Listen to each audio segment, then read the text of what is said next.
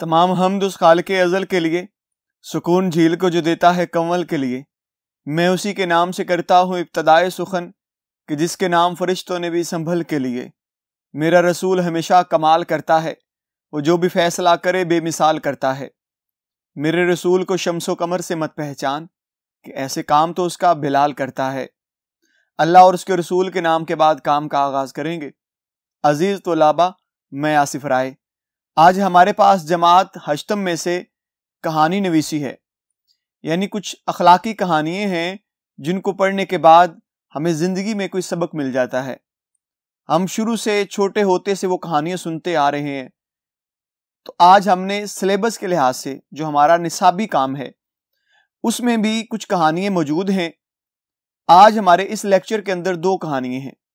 ہم نے ان دونوں کہانیوں کو اچھی طرح سے پڑھنا ہے اور اچھی طرح سے سمجھنا ہے۔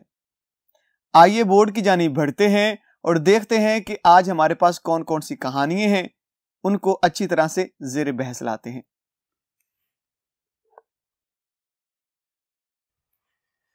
جی بچوں، آج ہمارے پاس جو 2 کہانیاں ہیں ان دونوں کہانیوں کو اچھی طرح سے ہم نے پڑھنا ہے۔ آپ سے فقط گزارش یہ ہے کہ آپ جو کہانیاں میری زبانی سنتے جائیں گے آپ نے اسے اچھی طرح سے ذہن نشین کرنے کی کوشش کرنی ہے۔ اسے خلاصے کی شکل میں، ایک سادہ سی کہانی کی شکل میں سنیے گا، ذہن نشین کیجیے گا تاکہ یہ آپ کو آسانی سے یاد ہو جائیں۔ آئیے آج کی دونوں کہانیوں کو پڑھ لیتے ہیں۔ جی، ابھی ہمارے پاس جو پہلی کہانی ہے وہ ہے ہاں بھلا کر تیرا بھلا ہوگا۔ آئیے اس کہانی کو پڑھ لیتے ہیں۔ ایک شیر کسی جنگل میں رہتا تھا۔ ایک دن بھوک سے تنگ آ کر شکار کی تلاش میں نکل کھڑا ہوا۔ بہتری کوشش کی لیکن شکار ہاتھ نہ آیا۔ گرمی کا موسم تھا۔ شیر چلچلاتی دھوپ میں پھرتے پھرتے بہت زیادہ تھک گیا اور ہامتا ہوا ایک گھنے درخت کے سائے میں لیٹ گیا۔ تھکا ماندہ تو تھا ہی، لیٹتے ہی اس کی آنکھ لگ گئی۔ اس درخت کی جڑوں میں ایک چوہے کا بل تھا۔ اچانک چوہا اپنے بل سے نکلا اور نہایت بے تکلفی سے سوئے ہوئے شیر پر اچھلنے کودنے لگا۔ چوہے کی اس اچھل کود سے شیر کی آنکھ کھل گئی۔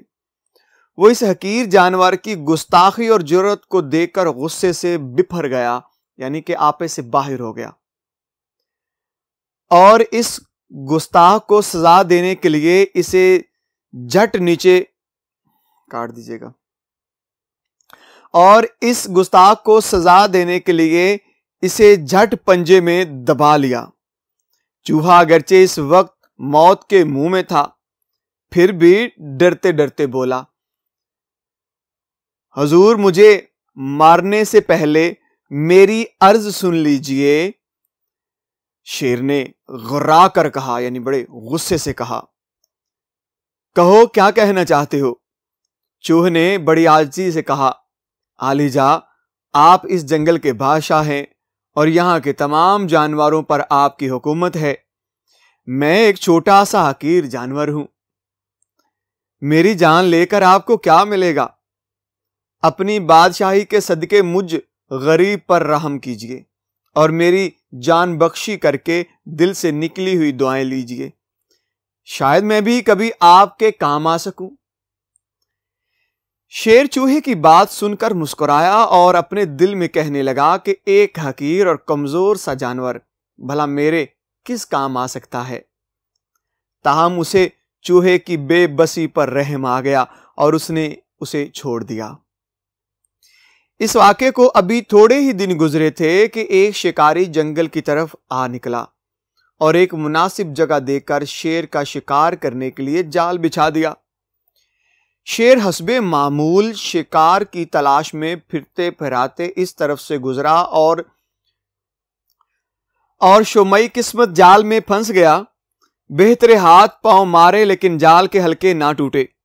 آخر مضطرب ہو کر دھاڑنے لگا۔ اتفاق سے اس کی آواز چوہے نے سن لی۔ وہ سمجھ گیا کہ ہو نہ ہو شیر کسی مصیبت میں مبتلا ہے۔ وہ تیزی سے بھاگتا ہوا موقع پر جا پہنچا۔ دیکھا تو وہی شیر بہت بری طرح سے جال میں پھنسا ہوا ہے۔ اس نے آؤ دیکھا نہ تاؤ جھٹ اپنے تیز دانتوں سے جال کی رسیاں کاٹنا شروع کر دیں اور شکاری کے آنے سے پہلے شیر کو اس جان لیوا پھندے سے چھڑا لیا۔ شیر چوہے کی اس ہمدردی اور مہربانی سے بہت متاثر ہوا اور اس کا شکریہ ادا کیا۔ یہ سن کر چوہا کہنے لگا، حضور شکریہ کی کوئی بات نہیں، کچھ روز پہلے آپ نے میرے ساتھ بھلائی کی تھی، آج خدا نے مجھے توفیق دی اور مجھے آپ کے ساتھ بھلائی کرنے کا موقع مل گیا، یہ تو آپ کے احسان کا بدلہ ہے۔ نتیجہ سچ ہے، بھلائی کا بدلہ ہمیشہ بھلائی کی صورت میں ملتا ہے۔ پیارے بچوں، یہ کہانی سننے کے بعد آپ کو یہ چیز تو ذہن میں ضرور آتی ہوگی کہ جب آپ کسی کے ساتھ بھلا کرتے ہیں تو اللہ تعالیٰ بھی آپ کے ساتھ احسان کرتا ہے، بھلائی کرتا ہے، کیونکہ ہمیں چاہیے کہ ہم ایک دوسرے کا بھلا کریں۔ کسی وقت بھی ہمیں برے حالات میں کسی شخص کی ضرورت پڑ سکتی ہے کہ وہ ہمارے کام آ جائے، لہٰذا دوسروں کے کام آنا بہت بڑی عبادت ہے۔ اس عبادت کو کیجئے اور لوگوں کے کام آئیے۔ جی پیارے بچوں، اب ہمارے پاس دوسری کہانی ہے، جھوٹ کا انجام۔ آئیے اسے پڑھتے ہیں۔ ایک دفعہ کا ذکر ہے کہ کسی گاؤں میں ایک گڈریا رہتا تھا۔ وہ ہر روز اپنی بھیڑ بکریاں چرانے جنگل کی طرف جاتا اور شام کو گاؤں واپس آ جاتا۔ ایک دن وہ حسب معمول جنگل میں بھیڑ بکریاں چرا رہا تھا کہ اسے ایک مذاق سوجا۔ اس نے زور زور سے چلانا شروع کر دیا، شیر آ گیا، شیر آ گیا، خدا کے لیے میری جان بچاؤ۔ گاؤں کے لوگوں نے گڈریے کی چیخ پکار سنی تو ہاتھ میں لاٹھیاں لیے اس کی امداد کو دوڑے۔ جنگل میں پہنچے تو وہ وہاں شیر کا نام و نشان تک نہ تھا۔ وہ گڈریے کی اس بےہودہ حرکت پر بہت جھنجھلائے، یعنی بہت غصے ہوئے اور اس سے اس بےہودگی کی وجہ پوچھی۔ گڈریے نے مسکرا کر جواب دیا، یہاں کوئی شیر نہیں آیا، میں نے تو یوں ہی مذاق کیا تھا۔ گڈریے کا یہ جواب سن کر وہ لوگ بہت سٹپٹائے، یعنی بہت غصے میں آئے اور اسے برا بھلا کہتے ہوئے واپس چلے گئے۔ ابھی اس واقعے کو زیادہ مدت نہیں گزری تھی کہ گڈریے نے ایک روز پھر اسی طرح شور مچانا شروع کر دیا، شیر آ گیا، شیر آ گیا، خدا کے لیے میری مدد کو پہنچو، میری جان خطرے میں ہے۔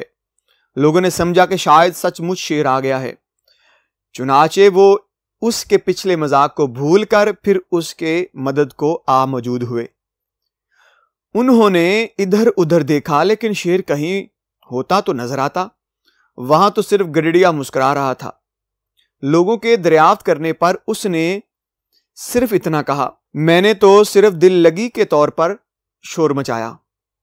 یہ سن کر لوگ غصے سے آگ بگولا ہو گئے اور اسے لان تان کرتے ہوئے گاؤں کی طرف چلے گئے۔ انہوں نے آئندہ کے لیے فیصلہ کر لیا کہ وہ اب کبھی اس گڈریے کی بات کا اعتبار نہیں کریں گے۔ ایک روز خدا کا کرنا ایسا ہوا کہ ایک شیر سچ مچ ادھر آ نکلا۔ شیر کو دیکھ کر گڈریے کے چہرے پر ہوائیاں اڑ گئیں۔ خوف اور دہشت کی وجہ سے اس کے ہاتھ پاؤں پھول گئے۔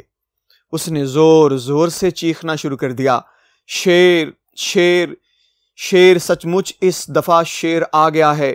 گڈریا مسلسل چرا رہا تھا لیکن کسی نے اس کی طرف توجہ نہ دی۔ شیر اس کی بہت سی بھیڑوں کو چیر پھاڑ کر چلتا بنا۔ وہ اپنی بچی کھچی بھیڑوں کو لے کر گرتا پڑتا گاؤں واپس آ گیا۔ لوگوں نے جب اس کی یہ حالت دیکھی، اس کی پریشان حالی کا سبب پوچھا۔ گڈریے نے تمام ماجرا کہہ سنایا۔ یہ واقعہ سن کر کسی نے اس کے ساتھ ہمدردی کا اظہار نہ کیا اور سب نے یک زبان ہو کر کہا، تم نے خود ہی جھوٹ بول کر اپنا اعتبار کھو دیا، یہ تمہیں جھوٹ کی سزا ملی ہے۔ یہ باتیں سن کر گڈریا بہت شرمندہ ہوا، اپنے کیے پر بہت پچھتایا اور آئندہ کے لیے جھوٹ سے توبہ کر لی۔ نتیجہ ہے جھوٹ بولنے سے آدمی کا اعتبار جاتا رہتا ہے۔ جی پیارے بچوں، اس کہانی سے آپ نے یہ سبق سیکھا آج کہ ہمیں جھوٹ نہیں بولنا چاہیے۔ جھوٹ بہت بری بلا ہے اور کہا جاتا ہے کہ جھوٹ بولنے والا کا جو اعتبار ہے معاشرے کے اندر وہ ختم ہو جاتا ہے۔ کوئی شخص اس پہ اعتبار کرنے کو تیار نہیں ہوتا۔ اور پھر ایک حدیث مبارکہ کا مفہوم ہے کہ جھوٹ تمام برائیوں کی جڑ ہے، یعنی کہ تمام برائیوں کی ماں ہے یہ، ہر برائی اسی سے ہی جنم لیتی ہے۔ لہٰذا ہمیں جھوٹ نہیں بولنا چاہیے، جھوٹ سے اجتناب کرنا چاہیے، ہمیشہ سچ کا ساتھ دینا چاہیے اور سچ بولنا چاہیے۔ میں امید کرتا ہوں آج آپ نے یہ دونوں کہانیاں اچھی طرح سے سنی ہوں گی، ان کو ازبر کیا ہوگا، اور ان سے جو اخلاقی سبق ملتا ہے وہ اپنی زندگی میں ضرور اس کو اپنا کے آپ دکھائیں گے۔ انشاءاللہ اگلے لیکچر میں مزید نئی کہانیوں کے ساتھ حاضر ہوں گا، تب تک کے لیے مجھے اجازت دیجیے گا۔ اللہ حافظ۔